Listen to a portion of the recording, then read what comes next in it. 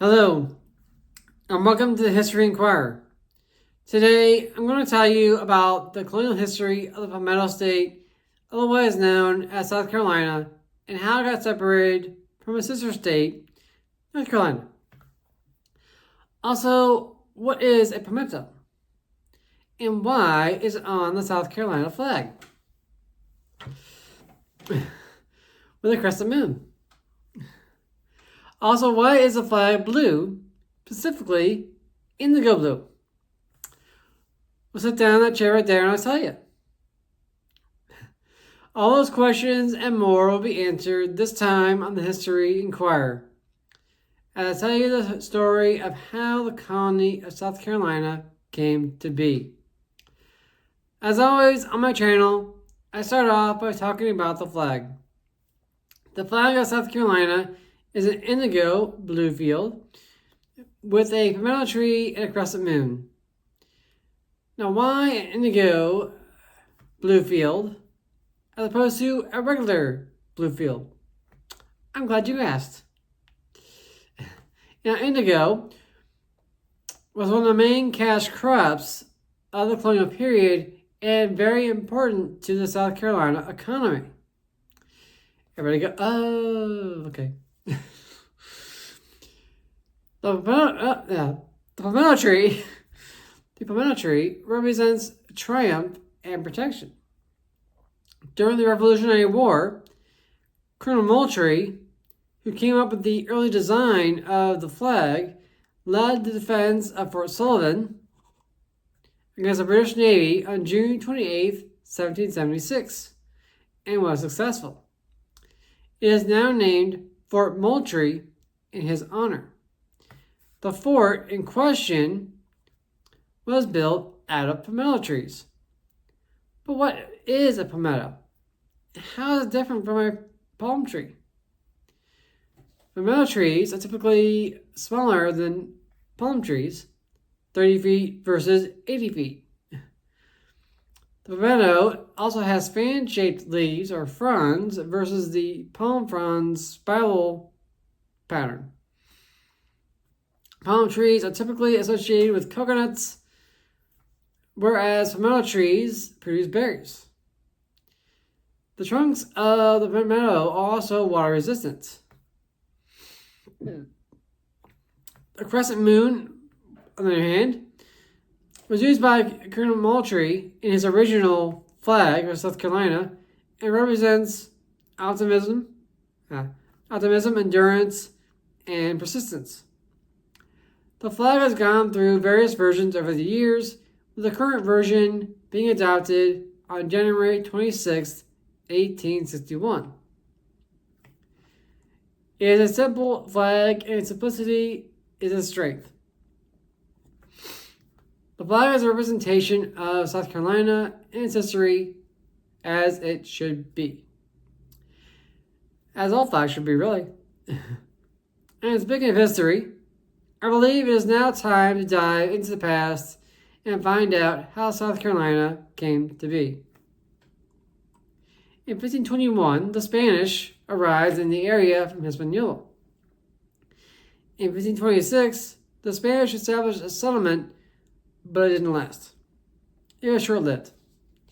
Then the French, under Jean Ribault, tried to colonize Port Royal, or what is now Port Royal, in 1526, but was unsuccessful. In 1566, the Spanish established a colony of Santa Elena on Paris Island and were there until around 1587. Around 1663 to 65, Edward Hyde, the first Earl of Clarendon, along with 7 others, was granted a charter from King Charles II to establish an English colony of Carolina. It was to be a buffer between Virginia to the north and Spanish Florida to the south. In August of 1669, 3 ships, the Carolina, the Port Royal, and the Albemarle, set sail from England for the Carolina province The fleet was under the command of Captain Joseph West and later Sir John Newmans. After 40 days at sea, with about 150 people on board, the fleet reached Barbados, where the Albemarle was destroyed by a storm.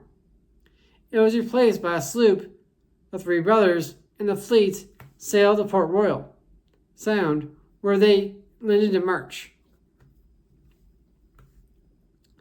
And that's a quote from the South Carolina Historical Society, in case you're wondering.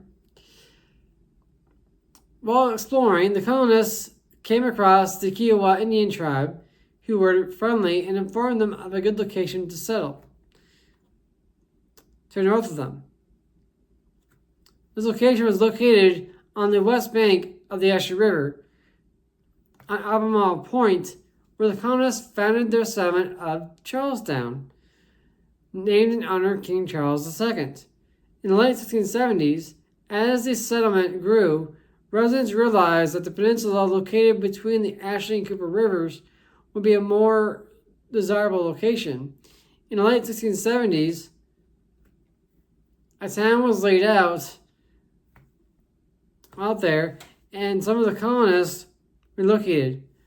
By 1680, the rest of the settlers moved to the peninsula in a town of population of nearly 1,000 settlers.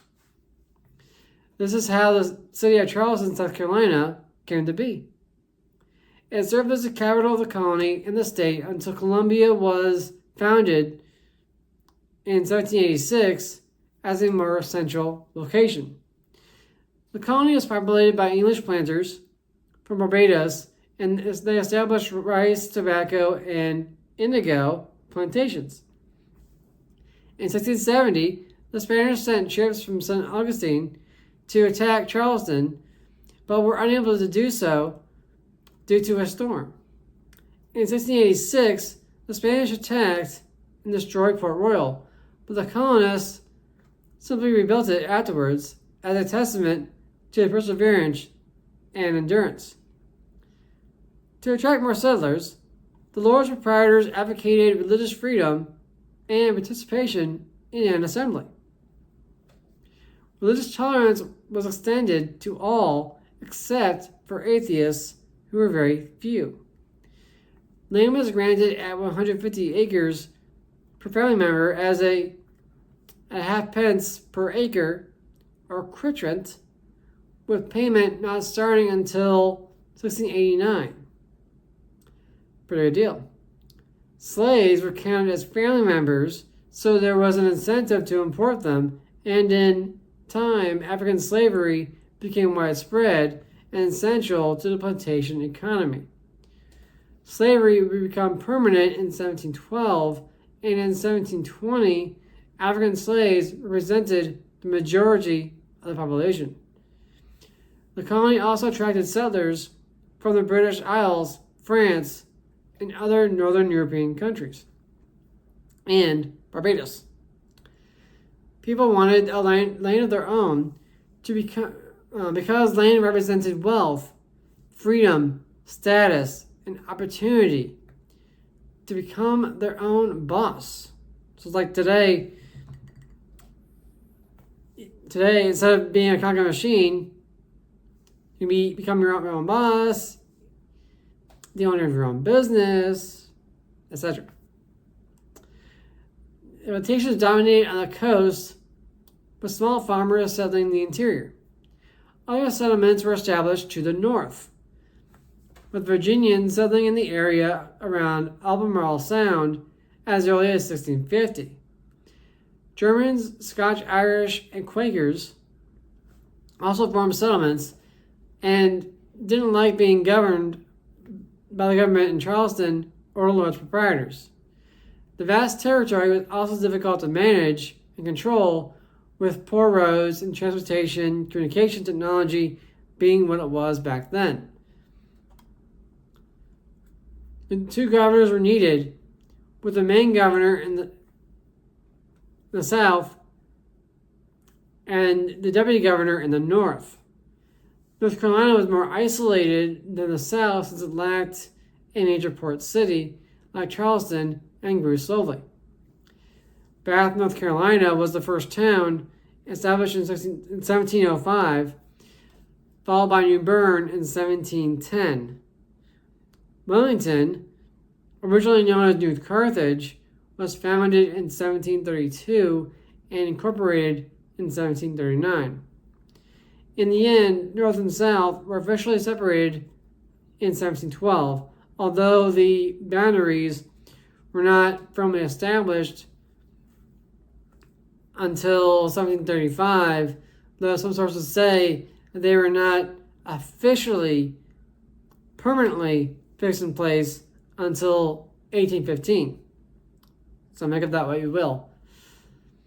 Since the proprietary government was seen as ineffective by both North and South, the Carolinas wanted to be governed by the Crown directly. One episode that convinced the Carolinians that they needed direct Crown rulership, authority, and protection was the blockading of Charleston Harbor by the pirate Blackbeard.